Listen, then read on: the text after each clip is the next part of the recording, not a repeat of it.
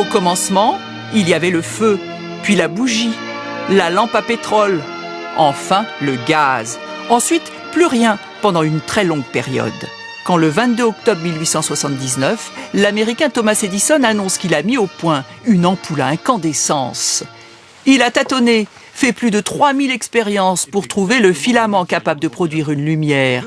Il essaie toutes sortes de matières, le papier, le carbone, l'écorce d'arbre.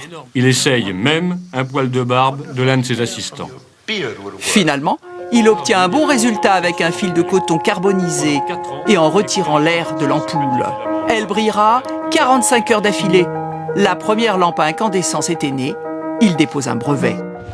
La nouvelle de cette invention fait le tour du monde. Et le 4 septembre 1882, il illuminera tout un quartier de New York. Paris suivra bien plus tard. La tour Eiffel éclairée par 10 000 lampes, visible à 40 km. Fini l'éclairage au gaz ou au pétrole, trop dangereux. L'invention va révolutionner notre mode de vie. Dans cette époque-là, il y a énormément d'incendies parce qu'il faut que vous imaginiez que dans toutes les maisons, on a du feu, des flammes partout. La lampe électrique, elle apporte la sécurité. D'un seul coup, on peut se retrouver à avoir des lampes partout et il n'y a plus de danger d'incendie. C'est la gloire pour Edison. Même Einstein lui rend hommage.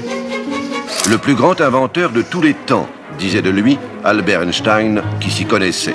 Pourtant, les choses avaient mal commencé pour le jeune Thomas. C'est un enfant hyperactif, qualifié d'instable par son professeur. Il est même renvoyé de l'école à 7 ans et c'est sa mère qui fait son éducation. Belle revanche, l'éclairage électrique fait partie de notre vie quotidienne.